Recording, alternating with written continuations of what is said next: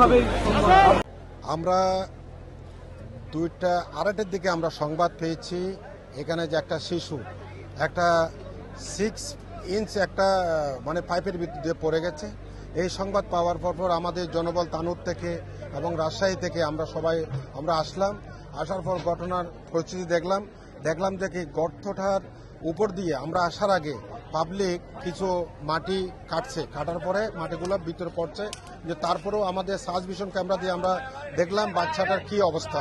তো আমরা যতটুকু দেখছি 35 ফিট নিচে, প্রায় 35 থেকে 40 ফিট নিচে বাচ্চাটা পড়ে আছে। তো আমরা তাৎক্ষণিক দেখলাম যে আমরা যদি অক্ষত যদি ভিকটিম যদি আমরা উদ্ধার করতে চাই তাহলে আমাদের এক্সকেভেটর ছাড়া একে উদ্ধার করা সম্ভব না। আমাদের অন্য কোনো আমরা প্রসেস আছে, যদি লাইফ ভিকটিম যদি মৃত যদি থাকে বলে মনে হইতো তাহলে আমরা অন্য প্রসেস করতাম। আমরা মনে করি ভিকটিম হয়তো জীবিত আছে, এই জন্য আমরা এক্সকেভেটরের মাধ্যমে মাটি খনন করে আমরা ভিকটিম আমরা উদ্ধার করার চেষ্টা করছি অক্ষতভাবে।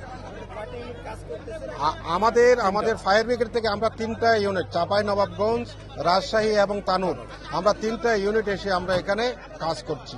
আমি সহকারী পরিচালক, বৃহত্তর Rajshahi fire service civil defence. আমার নাম মোহাম্মদ দিদারুল আলম, সহকারী পরিচালক, রাজশাহী।